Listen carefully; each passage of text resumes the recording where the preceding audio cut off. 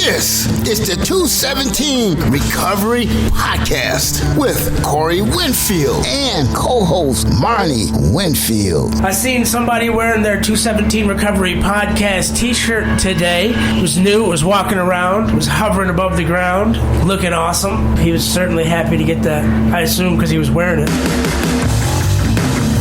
Usually it's a sign. It is the 7th of December, 2021. My name is Corey Winfield. My name is Marnie Winfield. This is the 217 Recovery Podcast. Today, what a lovely day. Of course, we've taken a few episodes off. Again, I was ill, not feeling the best, so it is what it is, man. But we're here today. Yeah, we're here today. That's all that's important. Mm-hmm. And we're sober. Yep. And I'm one day closer to the 3-year mark. I know, which is coming up for you. I know, on the 15th. So are you celebrating it on the 15th or 16th? Why would I celebrate it on the 16th? Oh, because you do that. You have the app to figure out what day it is that actually. Because last year it was on the 16th, correct? No, I think it was on the 14th. Oh, I knew it was a day before or a day after. Welcome. Yay, the crowd. Oh. Yeah, thanks. Yeah, a little late on that. But yeah, I think it was because of leap year. It was a day earlier. Okay, I knew it was one or the other. So, I mean, I guess technically it could still be a day earlier. But hey, I'll just do the 15th now. Right. And then Thursday, going to be in Gaylord. Mm-hmm. Gaylord, however people say it. I'm going to be there, and it's the fan forum. They have people from the community come in, and they talk. And they say, hey, this is what we do. This is who we are. We're in the community. What's up? Call us if you need us. And, of course, they have the Hope Not Handcuffs program, which we're involved with because we have a contract with them to do transportation in northern Michigan. Even though it takes us all over the state, primarily it's if you live in northern Michigan or you're here and you need to get to treatment, if you have no idea what you're doing, you Google something, which we can get into that movie we watched the other day here in a minute called Body Brokers. I almost said Snatchers. No. Not Body Snatchers. I guess it's sort of that, too. Yeah. But it talks about how getting into rehab can be confusing. But like I said, we'll talk about that in a minute. If you don't know where to start, if you're shaking too bad, if you're cloudy, just confused, don't Google treatment centers. Give Hope Not Handcuffs a call. Families Against Narcotics. Ask them for the Hope Not Handcuffs program. Of course, if you need the number, hit me up. I can get the number right now in 1 minute. For Lisa. And the touch of the, well... Is it specifically? Yeah. Oh, because they have a 1-800 number. Northern Michigan. Yeah, so people listening in Detroit wouldn't want to call that number. Okay, yeah. Call them. They'll set it up for you. You don't have to worry about anything. And if you need transportation, they'll provide that for you as well. And if you're coming from Northern Michigan, good chance you'll see 217 Recovery. And that's the thing, too. Like, we don't pull up with all kinds of lights and whistles on. You know, our vehicle's not even marked. I mean, of course, we have a nonprofit plate, but... You know, I figured at first I was like, man, we need to get 217 Recovery decals on the side. And then it was like, well, why would we spend money on that? And then it was, well, wait a minute. I don't want people's neighbors looking out going, oh, the old Bob's going to rehab again. Good luck this time.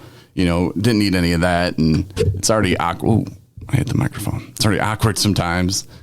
And you're not feeling in the best. And last thing you want to know is, the last thing you want is everybody knowing your business. Right. So, yeah, we keep it very discreet. That's nice. And our ride's nice. Mm-hmm. You know, you're not going to be riding in no hoopty to treatment. Man, we might make it there. I don't have to live that way anymore. Yeah. But, so anyway, I'm going to be talking about family stuff and tell some stories. I know the... Otsego? No, that's not how you say it. Yeah. Yeah? That's that county? Mm-hmm. Oh, okay. Their fan Facebook page is going to live stream it on Facebook. And if you are going to be there, maybe I can set up the tripod. Yeah. And we can live stream it as well. Sure. I can do that. Yeah. We'll see. I don't want to give you too much. So, but it's at 7. Wait, what time are you speaking? 6:30. 6:30. So we'll be there about 4. Just kidding. But we'll be there earlier. We'll set up our table and stuff. And we'll have some shirts out there and a little donation here and there. Could get you one put right in your hand. There you go. It's that simple. But it'll be a good time, though. And people in Gaylord /Gaylord I can learn about Fan and what they do. And Here's some words of wisdom from Corey Winfield. I don't know about wisdom. No, I'm just going to talk about how it affects the family and how I affected my family. Mm-hmm. And at the time, I didn't really realize it. I was just worried about hiding it, getting more.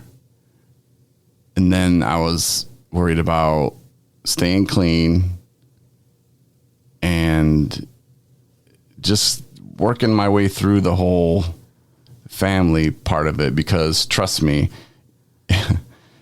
well, in my family, if one person knows, everybody knows. There's really not a lot of secrets. So if you think, oh, hey, don't tell grandma. No, grandma knows, at least, like I said, in my family. So it's not awkward, but it's between awkward and uncomfortable. There needs to be a word, and there probably is one. My vocabulary isn't privy to it. I'm learning. It's going to be good, though.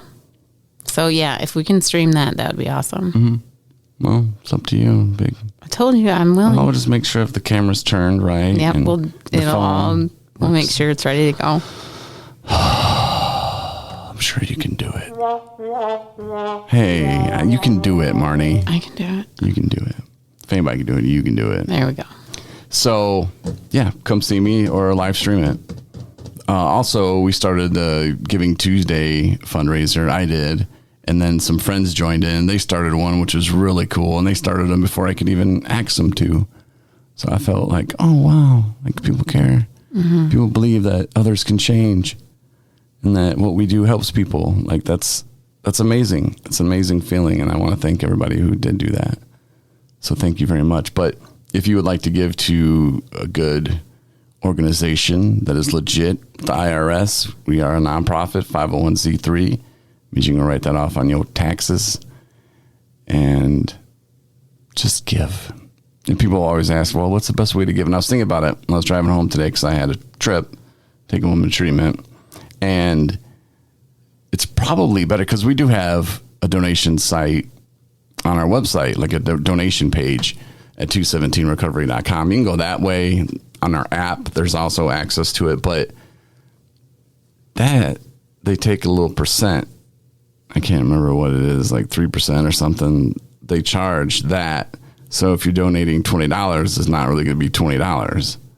It'll be whatever 3% of that would be off. Yeah, because they subtract it from. Yeah. So, there's that. And 3% is not a lot, but I was thinking, man, it's probably better like for your birthday or just if you want to create a fundraiser on Facebook. I know a lot of people hating on Facebook right now, but we use it for this kind of thing, and you can start a donation or a fundraiser for us, and then your friends can even give to it. And that way, when that goes to us, it doesn't get taxed. Mm-hmm. And it doesn't get pinched, I guess, or there's no fee. Right. Like the one on our website. Yeah. So I'm just saying there's different ways that you can help us out, and we really do appreciate it. And it just makes us feel so good that other people believe in the cause and they can see that what we're doing is good and it's from the heart and makes sense. Yeah. Especially the ride thing. It's just blows my mind, man, how we can treat people worse than animals, worse than your pet. Like I love my cat. I love her. She's awesome. But we put people on a bus and just say, hey, hope you make it to treatment. That's acceptable. Yeah. That kind of bothers me because it shouldn't be that way. And there's these organizations across the state that, every one of them has an executive making all this money and doing all this stuff. And you tell me we're putting people on a bus because we don't have the funding. What? I don't know. Again, that's a whole nother podcast. But right now, though, I have something amazing. Yes, it is the maybe first ever, but I'm not sure, Christmas gift giving on the air, on the podcast. It's the first time we've ever done this, I think, but probably not.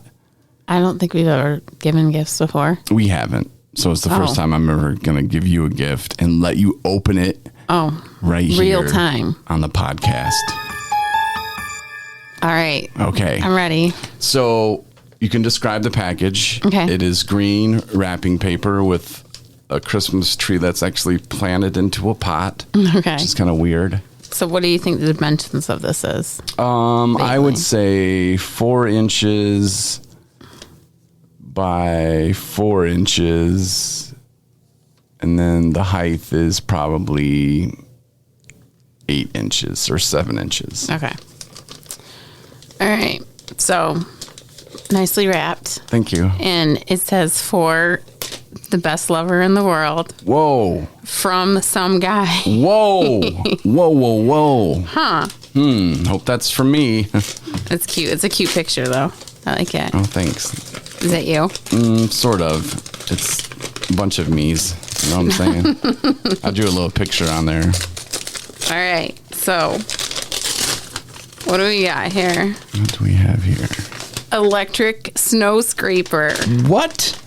What? Easy to use, premium quality, lightweight, and convenient. What? Car window, windshield glass, snow remover. You say electric? It says electric. How does that work, I wonder? Well, it's made from high quality ABS material. Of course. Sturdy and long lasting. Yeah. Round scrape design, cone shape, and extra wide bottom design so you can simply move it in circles or in any direction to remove more snow from your car at a time.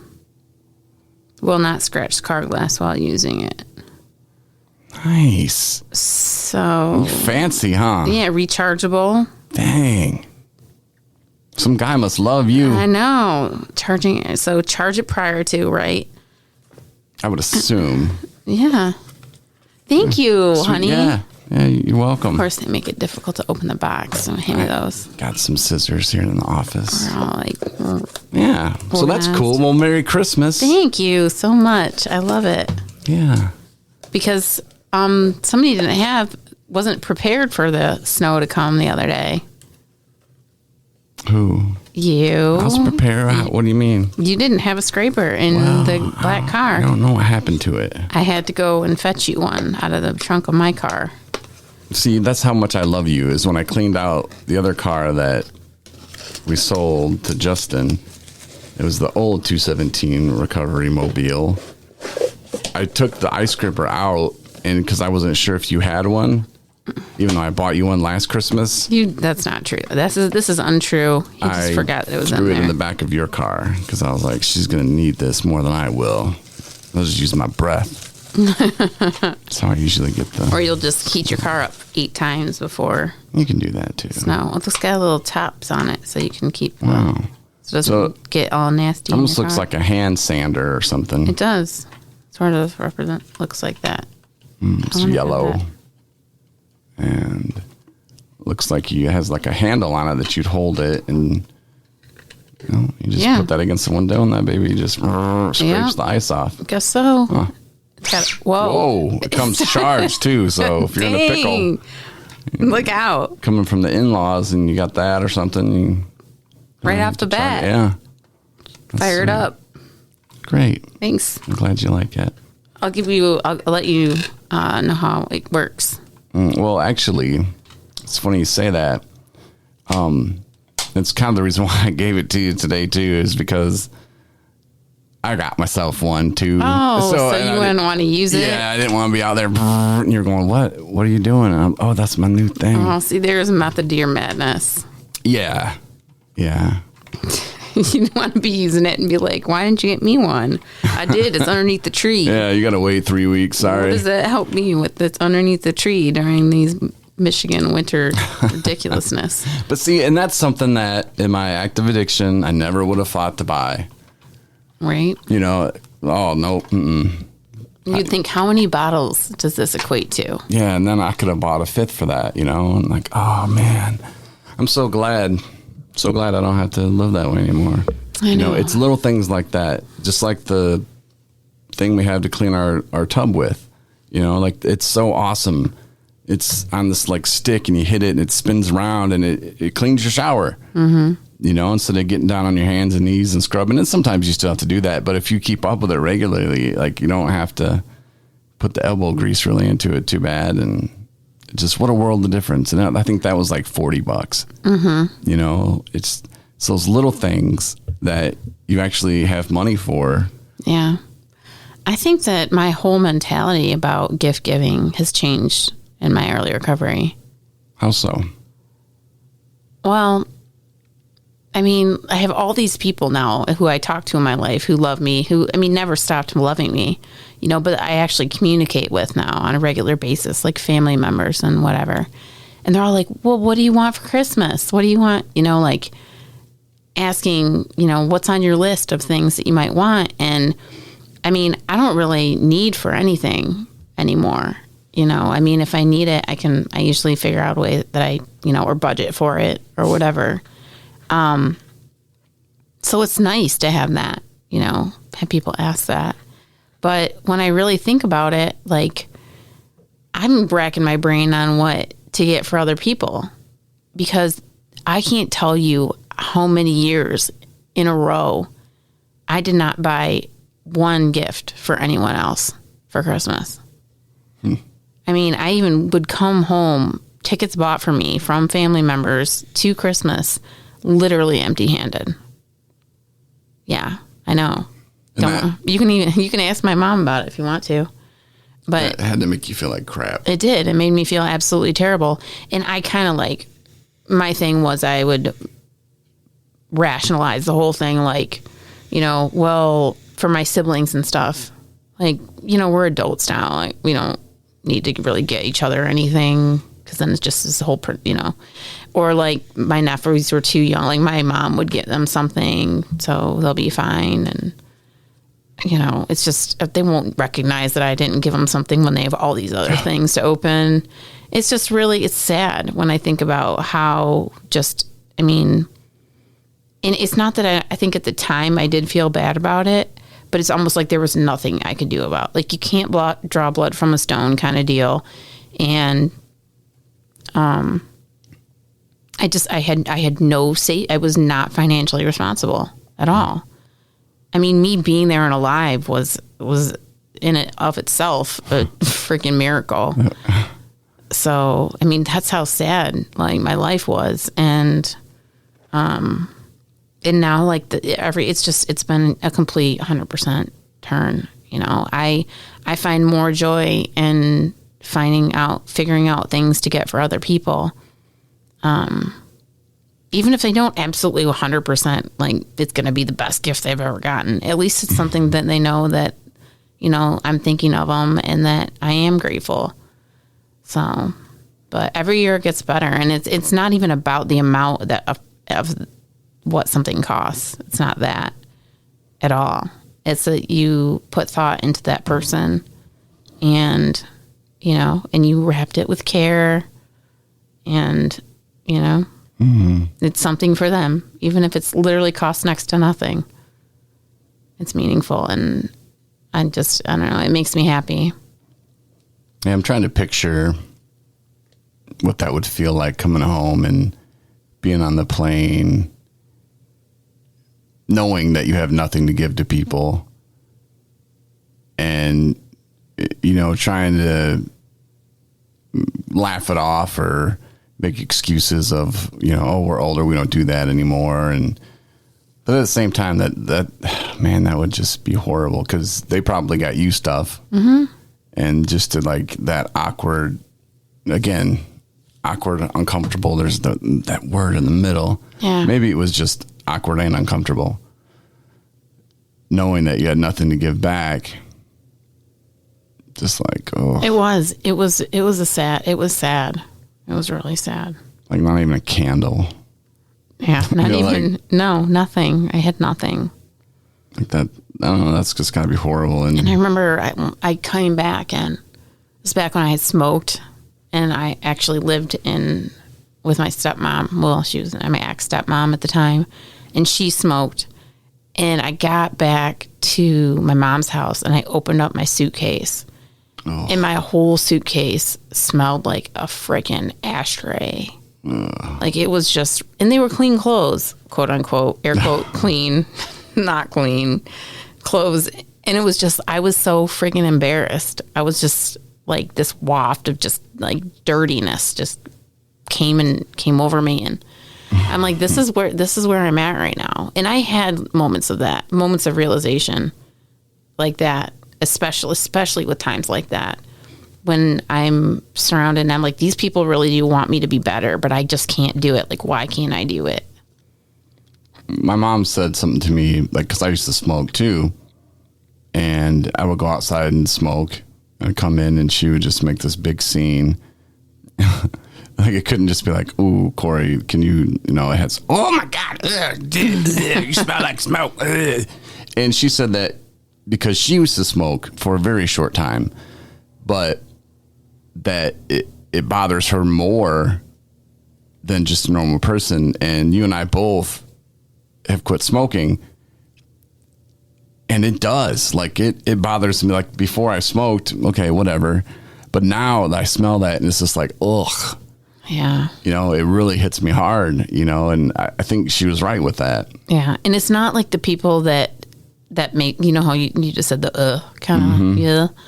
It's not like we think the particular people that are smoking are disgusting. Mm-mm. It's just like, it's partially like the association of it all. For me, at least, it reminds me of bar. It reminds me of like places I used to hang out in, the places I used to live, where smoking indoors was like a thing. Mm-hmm. Oh my gosh! Can't believe I smoked in my house. I used to draw baths and like have like an ashtray like on the thing, and I'm like, that was comfort. That was like me relaxing. Drink, and oh my God, it was just bad. And so that whenever I had that, like, ugh, that smell, it's not because I think the person's gross. I feel like the habit is just gross because it's hard. I had to vape. Vaping got me over it, but like, I can vape around. Like, if I were to smoke a cigarette and Nico was in the room, my cat, she would leave the room. She did not like smoke. I can vape around her and she's cool. Yeah. Like, she's like, yeah, all right, fine. Yeah. That's how I know it's good for me. It's not good for me, probably. We're not advocating for vaping either, but I'm just saying. Yeah. My cat doesn't mind. Yeah. That means a lot. It's definitely not offensive. As offensive of a smell. Yeah, because sometimes it is. And I don't blow it in people's faces and stuff like that. And I still try to, like, be respectful when I do my vapings. But as far as I don't smell like cigarettes and ashtrays, like, you don't even realize it when you're smoking. I didn't, and people tell me all the time, oh, and I'm just like, you're just being silly. Yeah. But you quit smoking and smell that. It's hard. And then watching movies every time. Oh my gosh, watching movies and someone lights up a cigarette, I'm like, oh, I want one so bad. Really? Yeah. I don't think that. I do. I'm like, man, I want a cigarette. And it's not because it looks cool. I'm like, man, that would be great. Knowing that if I were to smoke one, and I do every once in a while, it's like, ugh, it just reminds me how gross. It tastes even worse than anything. It's totally different. And I think that, again, is because I used to smoke and then I quit and then try it again. And it's just like, oh, yeah, it's horrible. Yeah. But I'm just saying. Not sure we got off on smoking and vaping. I was talking about the holidays and not being able to buy gifts. Oh, and being in a totally different spot of my life. Yeah. Not too long ago, people. So. I know the holidays are a big thing for people. And of course, you were talking about that the other day with sober living and people going to sober living. And I was in this meeting last week where they were talking to recovery coaches about their clients and how to deal with their clients and how they deal with their clients with the holidays. And a lot of them were like, yeah, the holidays were a big trigger for me and this and that. And I just listened. I didn't offer really anything. It was just more of a listening thing for me. And, to hear some of them, talk about wine and how Uncle Fred or whoever made this special concoction, just for their get-togethers. And we didn't really have that in my family until my grandma passed. Then it's like people started whipping out the beer, but nobody ever really drank at my family get-together, so it wasn't something that I associated with, except for I wanted to hurry up and leave so I could get home and drink, which would make me very irritated. So if somebody was late, I remember one time my brother and sister-in-law were late coming back with their daughter so we could open presents, and we were waiting for them. And I'm just like, come on, they got to go. F them. They should have been here. Let's wrap it up by unwrapping it. Let's go. And I was such a jerk, and it was because I wanted to get out of there and go drink. And I remember that, and that's all I wanted to do. I was going to leave early. I'll get my gifts later. That's how powerful that is. And once it's in the back of your car, the trunk, I have 20 minutes to get home. It's going to take even longer. Wow. But I don't have to live that way anymore.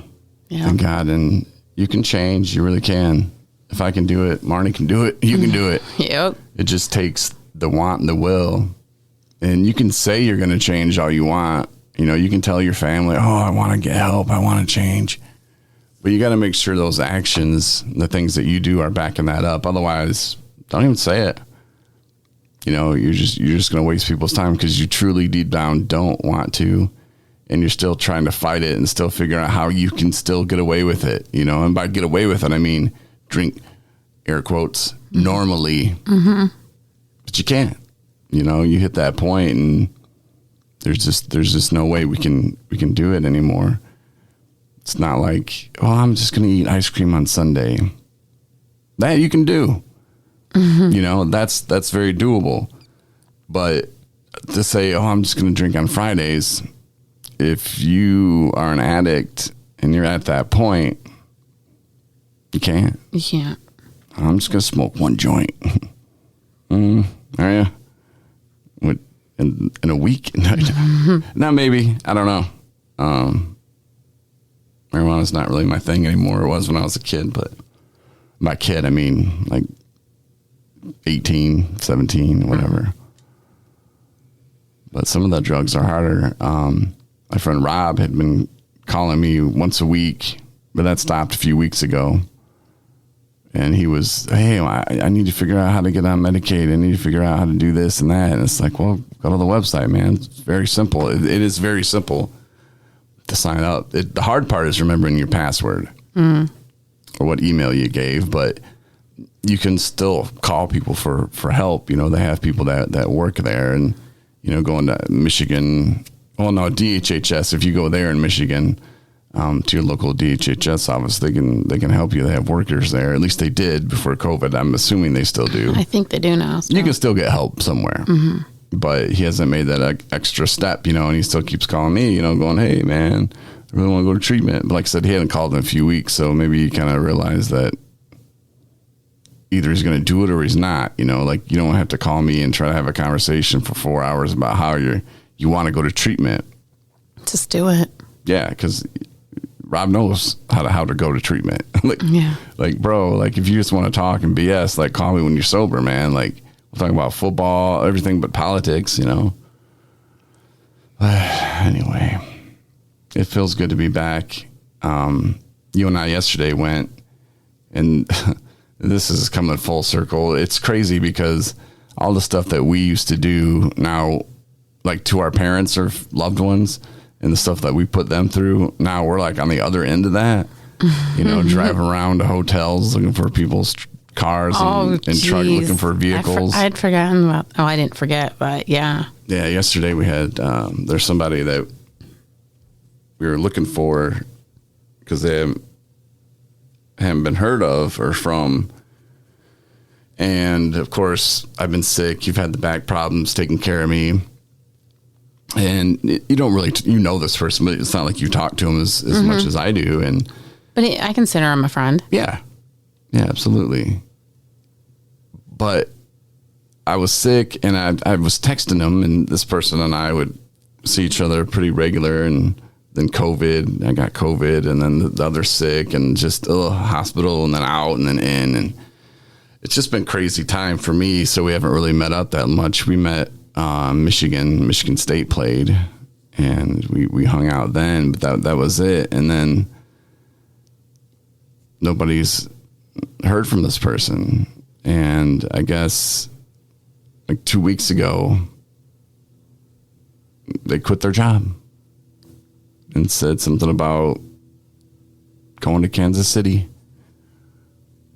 Yeah. And I was like, what? Like, that doesn't make sense. That is so not like this person. And I asked around, does this person know anybody in Kansas City? They're like, no. So it's a very weird situation, and I just hope this person's okay.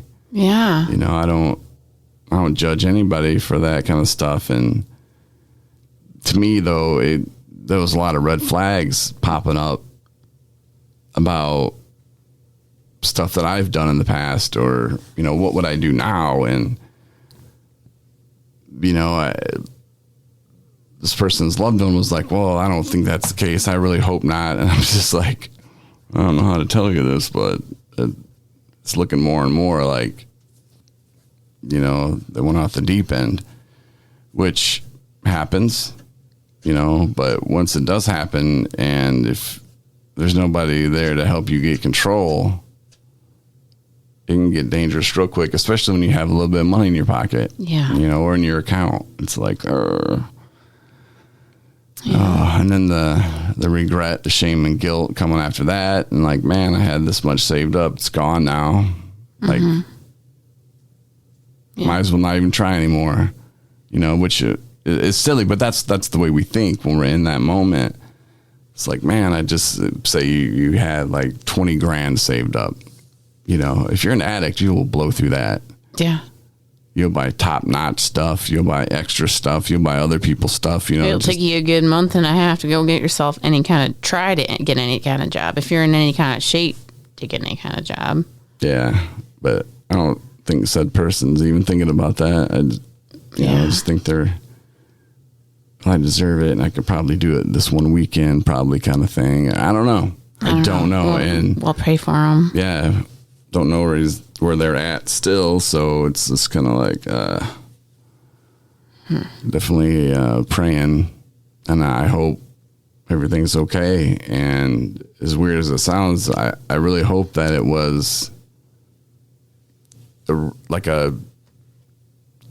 relapse, because I don't want this person to be dead somewhere. Yeah, because you see that all the time. Well, not all the time, but you do see it. Where meet so-and-so online, and hey, and, Tyrone will tell you that. He's like, oh man, that happens in Detroit all the time. You show up, and then there's the pimp there, or I don't remember what Tyrone said, so I'm not going to quote him on that, but Tyrone will warn you.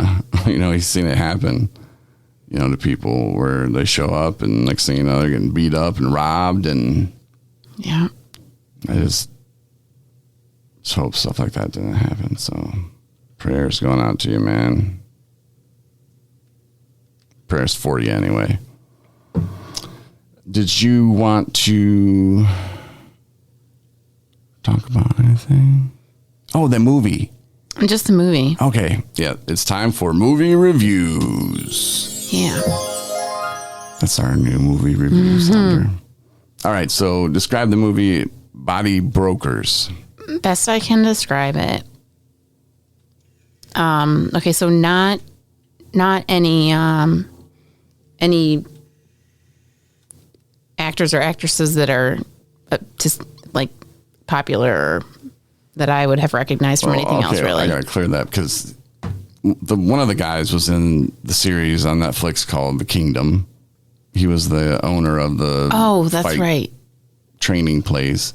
Then he was in it just like for a hot minute, though. He wasn't a very important character in this movie. Not really.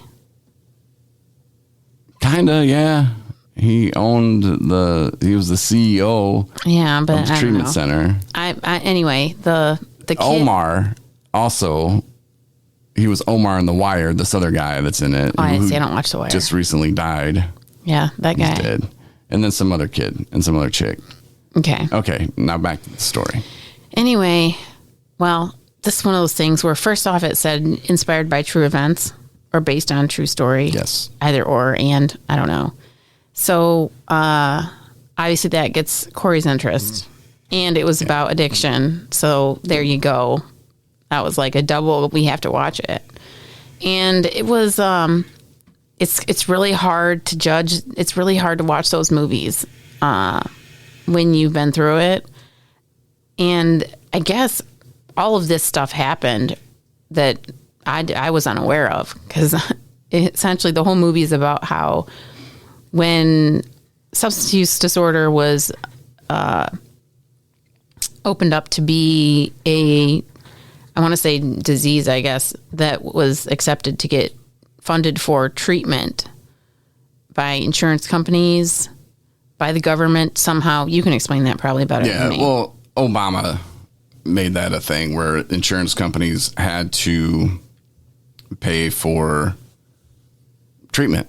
Yeah. Addiction treatment before they didn't have to. Right. And so when that came about, then people realized that there was this loophole, because there was a needs base for people to get to treatment, but there wasn't necessarily a desire from addicts to go to treatment. And so when this opportunity of money making, illegally, you might add, was figured out, they would partialize the funding to get people into treatment that didn't really necessarily want to go for any pure reason at all, except for they were getting paid to go. So this is a real thing that happened. Yeah, because they would get kickbacks from the treatment center. Like they showed the one guy who was answering phones. So like when I went to treatment the first time, I Googled treatment centers, and it took me 2 weeks to get into a place, but I realized after a couple of days of talking to these people that these people don't work at the treatment center I'm trying to go to, you know, like, so it felt weird for me. And I'm like, wait a minute, you don't actually work for the treatment center. Like, who am I talking to? Well, you're talking to some guy who is going to get you into a treatment center, but he's going to get you into the one that pays him the most money. Yeah. And, like I said, eventually that became clear to me, and I was like, all right, I don't want anything to do with this. I'll find a different way.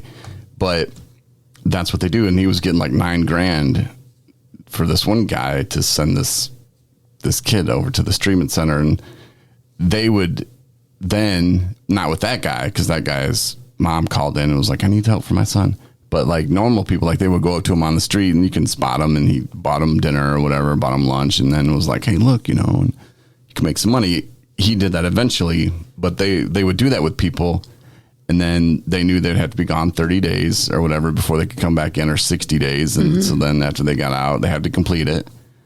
And then they got paid. They would pay the people that were going to treatment.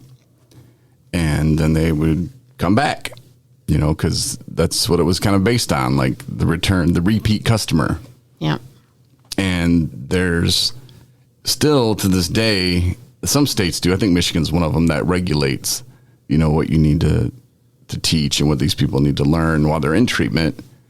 But back then there was pretty much nothing. Yeah. And everybody's recovery is different. It's different things for different people. Some people can pet a horse and be like, oh my gosh, that helps so much. Other people, it's not. Other people, it's starting a podcast and driving people to and from treatment. Like it's different things and different stuff for different people. So it's kind of open to speculation pretty much as to what is proven to work and what's not. AA, yeah, and you can go to AA, it's free. You can throw in $1 if you want, but nothing's making you do it, but treatment in these luxury places is pretty nice for some people. So that's another thing that would turn them on besides getting paid. Like, hey, I'm going to go here for 30 days and, they give me drugs to come down and I can just come back. And I kind of told you something like that, similar, very similar, but not. Because it really wasn't the treatment center that was doing it, to my knowledge. I mean, maybe they did, maybe they didn't. But the kid was from Arizona. And I say kid, he was probably 24, 25. And we were sitting around on the couch one day and we were talking about, treatment. That was my first time. And he's like, oh man, I do this all the time. And he's like, it's kind of my job. We're like, what? He's like, yeah, because there's the PPO, I think, or HMO, whatever kind he had was they would send him the check. Then it was his responsibility to pay the doctor. Like the insurance company only paid 80% of it. So if he took a drug test and it cost, I can't remember what he was telling me, it was like $5,000 is what he would get a check for. So whatever he was doing in the drug test, he loved those. So he would just keep the check because it was made out to him. And then he would just never pay the doctor. I'm sure he's on some bill collector's list or something, but oh God, yes. He didn't care at all. And he was really mad when he got discharged because he wanted another drug test. And he's like, yeah, I made $35,000 off this place, and I'll go home. I'll probably be good for a little bit. And, but that's what his 30 days. And cause he knew how that worked, so then he would all of a sudden start smoking meth again and then go back to rehab and start it all over, which it seems kind of silly. And it seems like there's some kind of fraud in there. I mean, obviously, but yeah, they don't, I think that movie was, there might've been truth to it from when that all happened. I'm sure it still goes on today. Not like the movie was portraying though. No way. Mm-mm. Yeah, it does. No, it doesn't. Yeah, because just a few years ago, I heard of this place in Florida that was kind of doing the same thing. I'm talking about like the treatment centers that we know about. Well, in Michigan, I know they don't, because there is a law now about people getting money for sending somebody to a treatment. Like the guy was pretty much, he asked this one treatment center, hey, how much, and they were like $6,000 and the other one was like $9,000. So he's like, all right, we'll send you to this one, to the $9,000 one. Like that person can't get paid anymore. There's that, but I'm sure there's loopholes, because there are people that still assist you to get to treatment. If like treatment centers, say like 4 treatment centers are understaffed or whatever, they don't have time to manage the phone, or I know back then they couldn't, or they changed the advertising rules. Because before, like this, if you've ever seen, or I'm sure you have seen a commercial or heard one on the radio about, oh, you need treatment, you need help, oh, is addiction. They don't mention the place. They just mention, call us, we'll help your loved one out. That's those people. So I think it's good. But if like 4 or 5 got together and they said, hey, we want to team up with you, and you sent them to whatever was more appropriate or closer or whatever, I think that should be legal.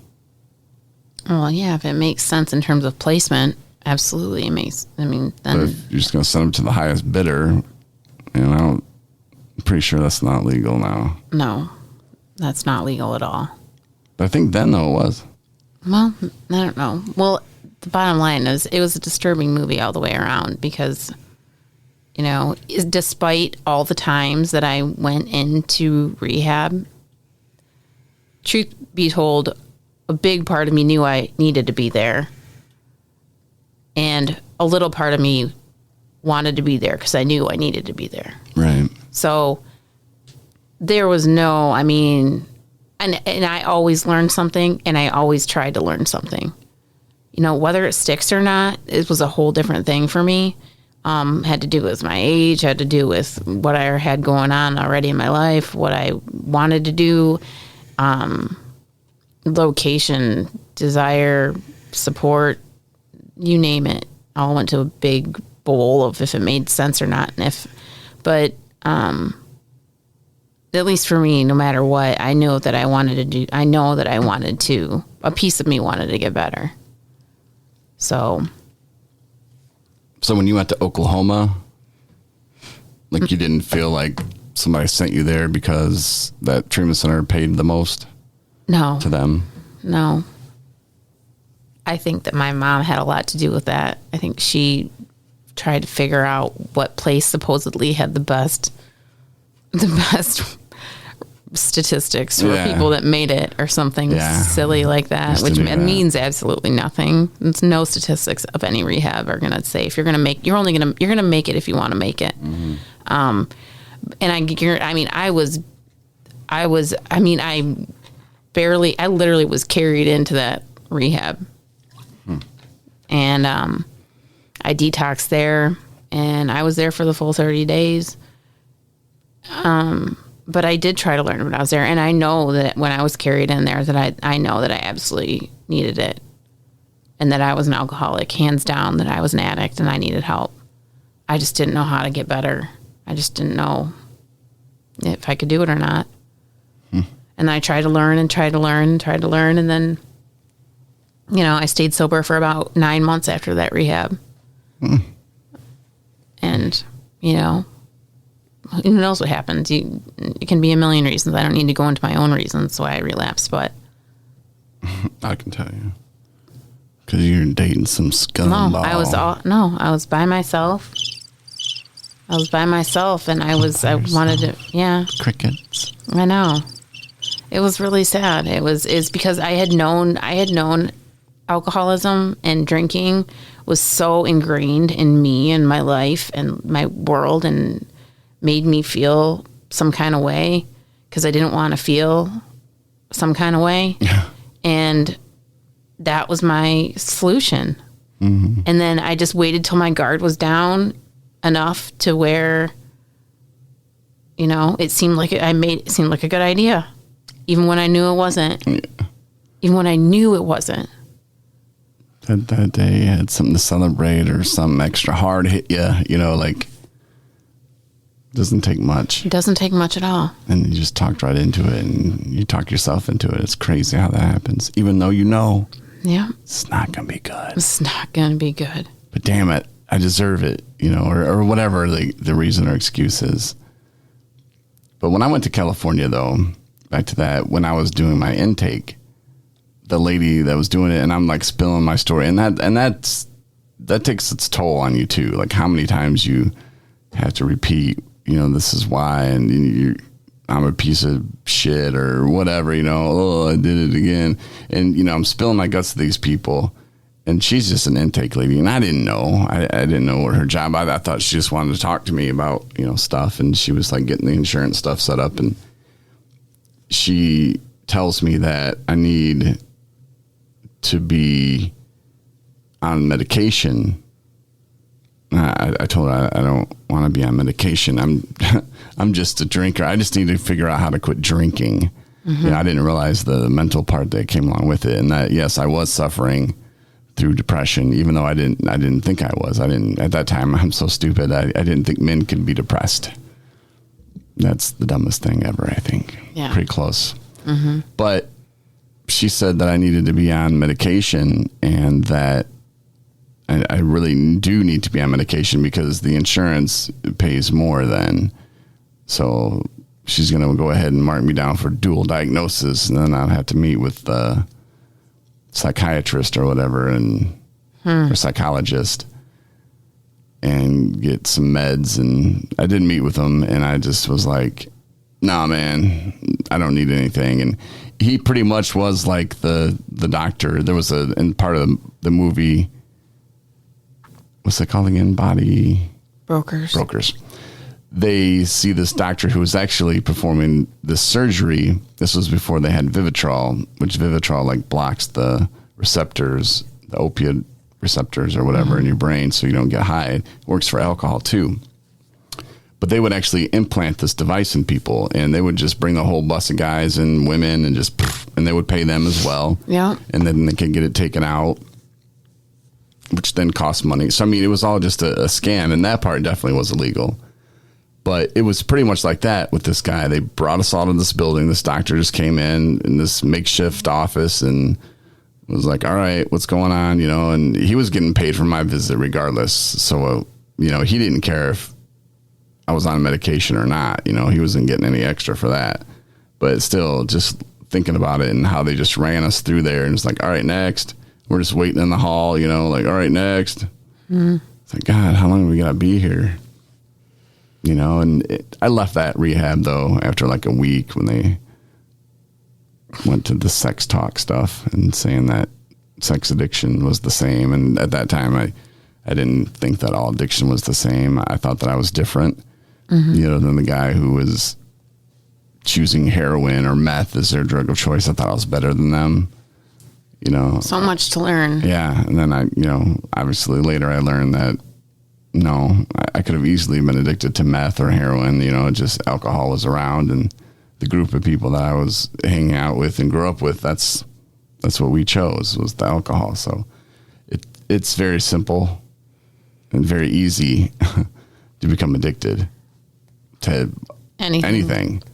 So, yeah, I'm not better than anybody, that's for sure. And the problems and the things that are so similar. And the kid, after he went to an AA meeting, he heard this guy tell his story. It was a speaker meeting, and then he gets up there and gets his 90-day chip, and he's like, wow, man, like you just spoke and you told my story, you know, because that's how similar most everybody is. You know, we've done this and done that, and it's just like, what? Me too. Like, oh my God. So it's so crazy. And to think that I went so long thinking that I was so different and that I was going to make it doing it my way instead of just giving up or, you know, letting someone else just letting their words sink into my head. I just, it was impossible until I had to struggle and hit every bump on the road. And you need to want to be clean. You need to want it with every piece of your being. And have it be a life decision. And I've heard people say that. Yeah, man. I've said it too. I'm not going to, I mean, there are times where I have said it and I wanted to mean it with my whole heart, but I didn't. And I spoke about this on podcasts before, is there are times when it hits you and it is this wave of emotion where you are so like, you just cry with gratitude because you never thought that you would feel this way about being okay, knowing that I'm not ever going to pick up a drink or drug again, and mean it with every part of my being. And we've been through some bad times. We've been through some things, and you know, it's not the end of the world, and the life is better. Relationships are better. Work is better. You know, your health is better, and just, I don't know. You have to get there. You have to wait for the miracle to happen. Yeah. Don't give up. Don't give up. Don't give up on your loved ones. Yeah. Don't enable them.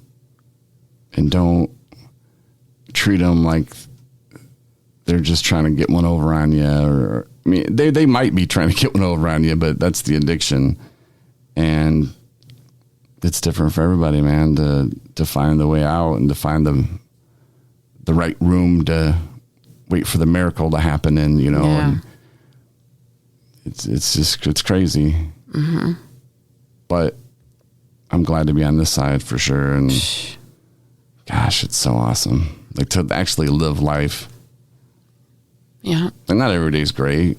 We don't live in a mansion, but everything's perfect. You know, just the way it should be. And I just love it. I love my life. And this is great. It really is. And I wish everybody could experience it. Yeah, you can too. Anyway, thanks for listening to the podcast tonight or today or whenever. Thanks, everybody. Whatever you do when you're listening, keep doing it and keep listening.